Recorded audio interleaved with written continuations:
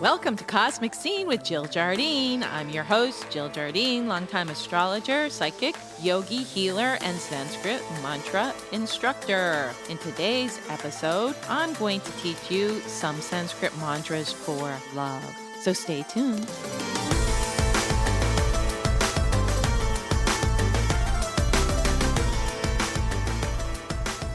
Welcome to Cosmic Scene with Jill Jardine. In today's episode, I'm going to share with you Sanskrit mantras for love.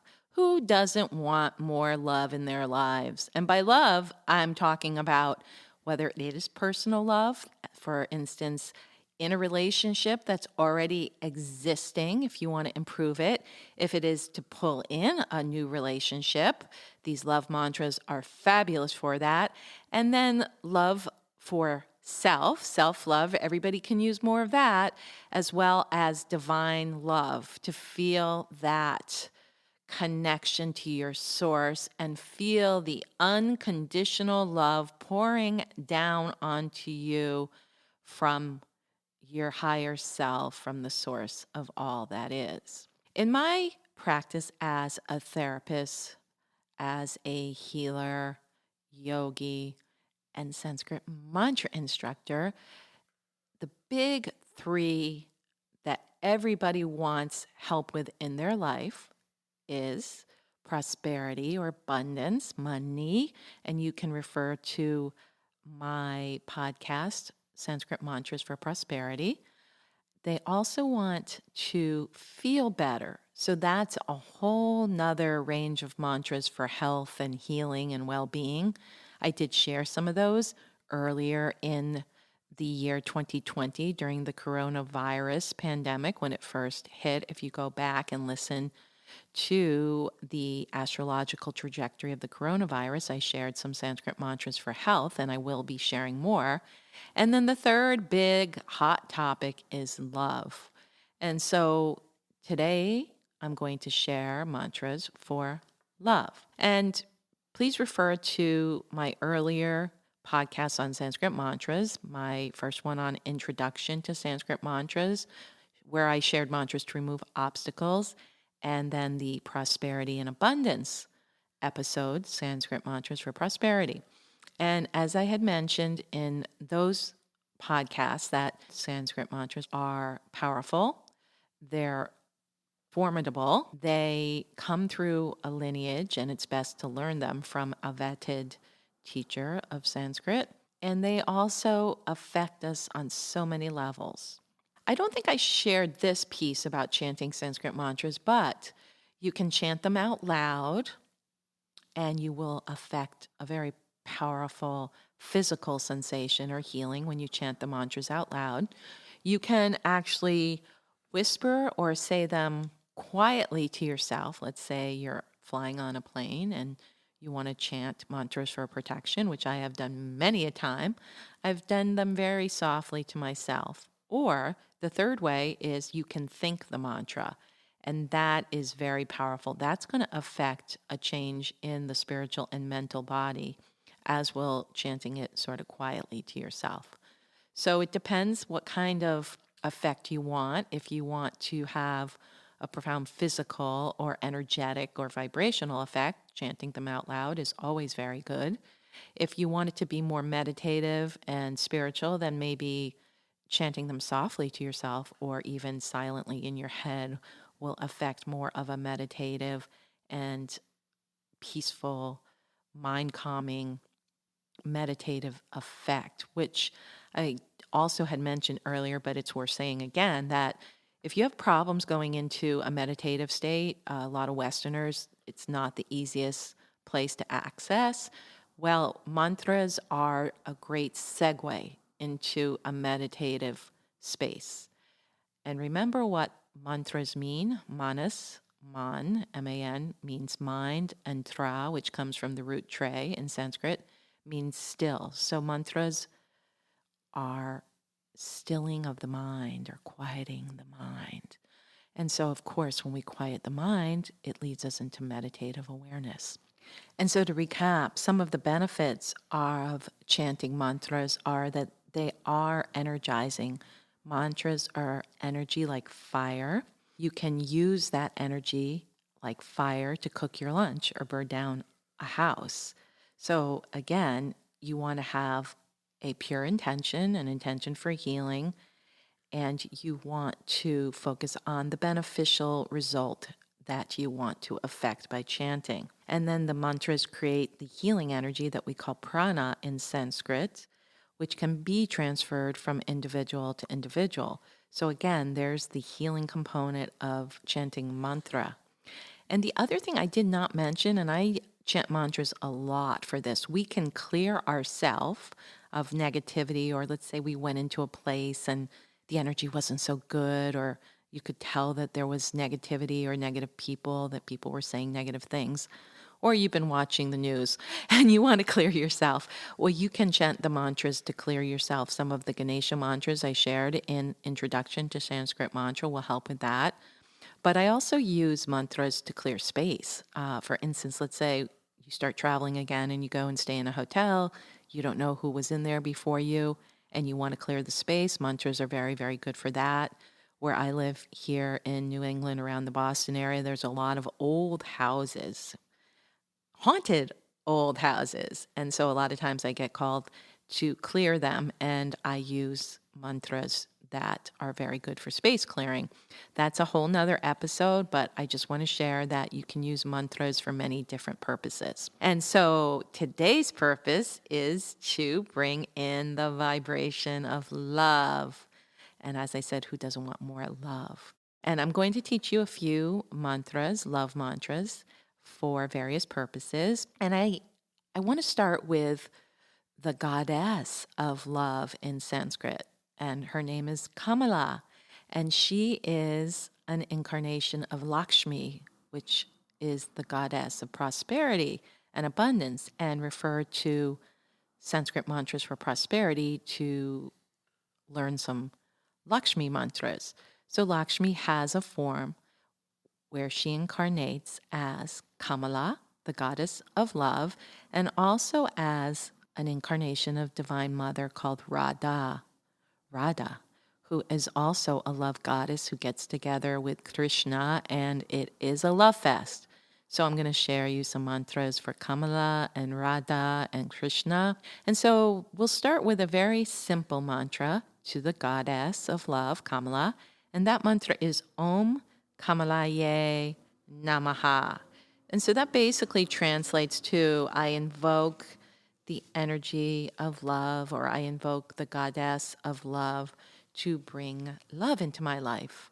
And it's a pretty open-ended mantra because that love can be from bringing in a new lover or to improve love in an existing relationship, such as a marriage, or even bring in more love in general from friends and family, or just to be basking in the energy of love and the vibrations of love. So that mantra to the goddess, Kamala, goddess of love, is Om Kamala Ye Namaha. So we have the seed OM, universal consciousness. Then we have the name of the goddess, Kamala, Kamala, with the ending Yei, Yei, which is Shakti producing. And then the salutation, Namaha, I salute the goddess of love. Let's chant that together 9 times. And the mantra is Om Kamalaye Namaha. Om Kamalaye Namaha. Om Kamalaye Namaha. Om Kamalaye Namaha. Om Kamalaye Namaha. Om Kamalaye Namaha. Om Kamalaye Namaha. Om Kamalaye Namaha. Om Kamalaye Namaha. Om Kamalaye Namaha.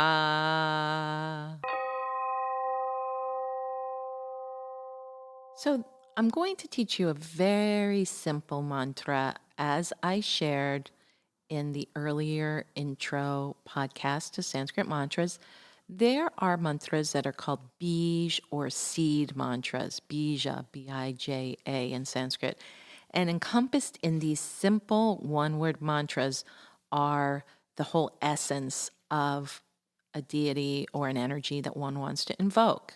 And so there is one that is connected to love through the sacred heart, and that mantra is Hrim, Hrim. And so think of these bija mantras as little acorns that grow into the big mantra tree. And so Hrim is a very powerful seed. And I'm going to read this from my teacher Namadeva Archarya's book. Here are some of the benefits when you chant this seed mantra Hrim for the Sacred Heart, which will bring in love. It will bring in a very good feeling. It actually is very healing to the heart chakra or the heart center, which encompasses the physical heart and the physical lungs. So it's healing as well. So chanting the Hrim mantra, and again, I quote Namadeva Archarya's book, Thomas Ashley-Farrand, chant the Hrim mantra and feel the brightness of the mind expand. Chant the Hrim mantra and fulfill noble desires. Chant the Hrim mantra and surpass desire itself. Chant the Hrim mantra and join the force behind your birth. Chant the Hrim mantra and become a lion and lioness for God. Chant the Hrim mantra and eat the true fruit of the divine. Hrim is the syllable of your grace.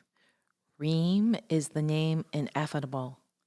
Hrim is what manifests ultimately from all mantras. Hrim brings the final beatification through ecstatic vision of the divine beloved.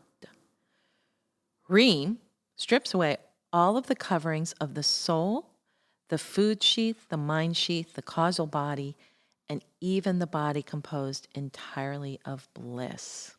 Hrim is the wish-fulfilling gem you construct and wear through repetition of mantra. Hrim is the supreme happiness.